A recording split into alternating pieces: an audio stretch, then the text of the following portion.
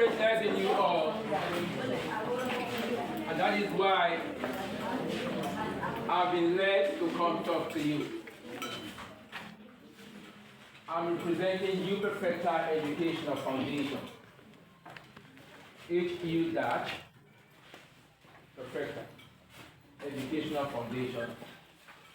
Our aim is to see how we can promote education and increase the interest of leaders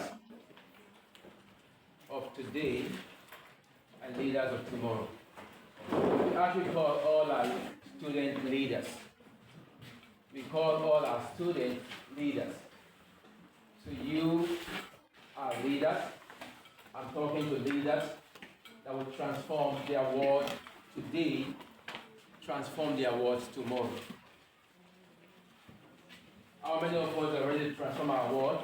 Let me see hand up. You want to transform your world? Let me see your hand up. I know there are some people that are born and are never ready to transform their world. They want to remain the way they are in life, remain poor, poorer than their parents. So they wouldn't want to accept the concept of transforming their world. How many of us want to remain poorer than our parents? Can I see one up? You want to, please, the other side. You want to remain poorer than your parents. Let me see one up. Of course, nobody wants to remain poorer than his parents or our parents. That is why we are here today. Place it on that table. That is why we are here today. Your parents would have done better. Many of our parents would have done better. Many of our parents would have excelled in life, materially, beyond what we see them are in today, if they have heard or they have received messages of this kind. But it's just quite unfortunate that they did not receive the message. So many of them are in the state they are today, not because they wish to be in that state, but that is what life could present to them. I'm not saying it's too bad for you to start crying. No. You have to do better than your parents. You have to excel more than your parents. Because when you excel more than your parents, you make them happy. You make them proud. No parent wants to have a child that will be bringing sorrow or disgrace to him or to her. No parent wishes to have such a child. Our parents want to see us as leaders, presenting to them what is ideal. Our parents want to see us as leaders, presenting to them what will make them happy. That is why, of course, they send us to school. And the school you attend is not just for free in totality. You have a token you pay.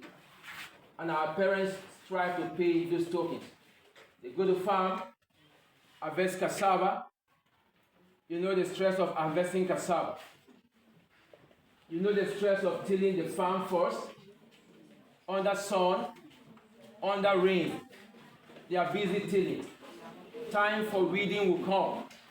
They will do that. Then for them to harvest the cassava and sell to help you get the things you need in school is not easy for them. But yet, they are doing that smiling because they understand that in the nearest future, you make them proud. But I want to tell you there are some of us here that are not ready to make our parents proud. The reason why we are here today is for you to redirect your faculty, your thinking faculty, to see how you can make your parents proud, how you can make your dad proud. In Proverbs 22 verse 29, I'm taking you under leadership right now and more. In Proverbs 22 verse 29, it says, "Seest thou a man diligent?" Have you read that before? Have you read that before? Do we have Muslims here? No. Do we have any Muslim here? No, sir. Okay. If you're diligent with your business, that book says you are going to dine or stand with kings if you're diligent with your business. Your business is your education today. Your mother has not sent you to school to come get a man for marriage. For the girls. Your dad has not sent you to school to come get a girl for marriage. There's time for everything. There's time for you to sell. There's time for you to learn. Some of us here have begun selling our private parts. There's time to sell. If everybody should buy that from you now, you're hampering your future. The reason why you're in school now is to learn. Finish your basic, your upper school, and go to university and come out well. Then you can think of any other thing you want to think of in your life. But you must understand here that the reason why your dad, the reason why your mom has asked you to go to school is for you to learn and excel. You'll be surprised at night. Some of us here, the dressing we make up with will not define us today. In fact, if I see some of you in the evening, I cannot call you a student anymore.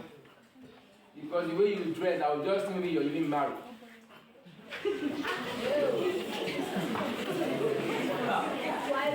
Audience. It's not funny. Some of you hang around with boys,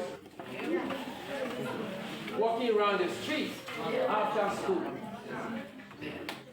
Some of you hang around with girls, walking through the streets after school, which means you don't even have any time to be diligent with your business.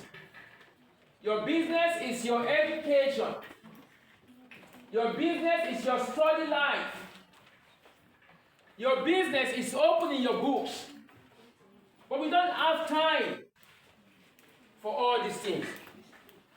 And that is why you finish your SS3, you write your YA, a child in primary school will give you a job to do for him, but lastly, you cannot do it. It ought not to be so.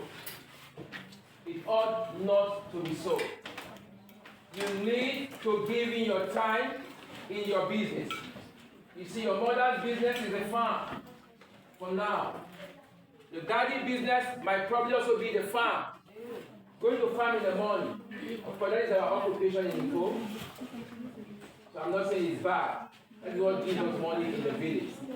But the fact that your parents put you in the school, it means that that is not your business. Your business is education. Your business is schooling. Your business is video my phone, not the back. Don't video me at the back. Hey, keep quiet, please. Keep quiet, please. So your business is education. Your business is studying. Your business is not farming. Farming is your mother's business for now.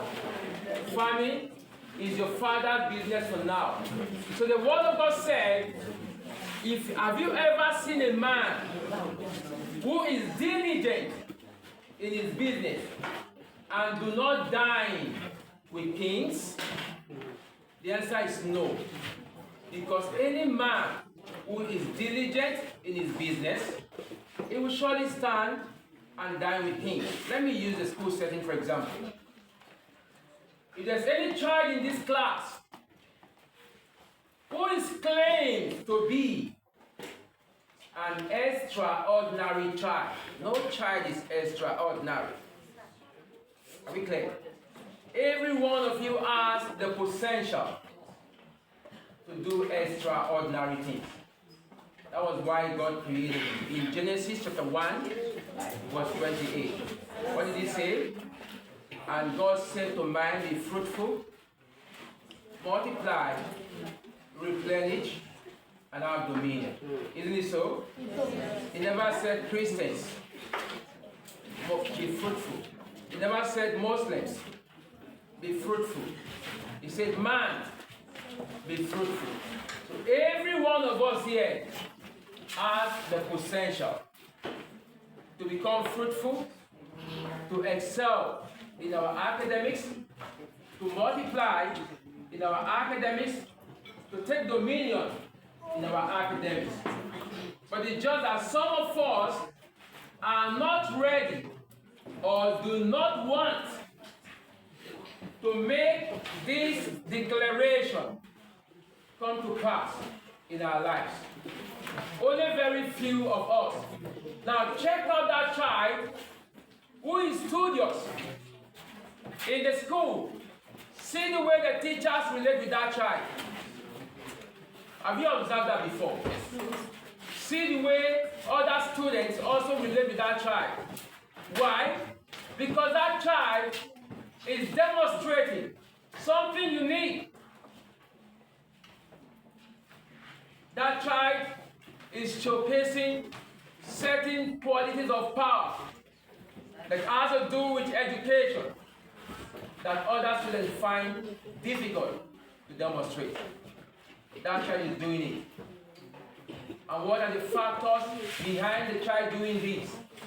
The child does not go out as regular as other students go out. The child reads his books or studies his lessons after school, unlike other students. The child does not have so many friends that will get him distracted. I hope you know that when you have so many friends, you will find it difficult to study your books. Because as you're about to close your book, a friend is coming in. If that friend is gone, as you're about to close your book, another is coming in again, you will not have the time. You will not have the time to study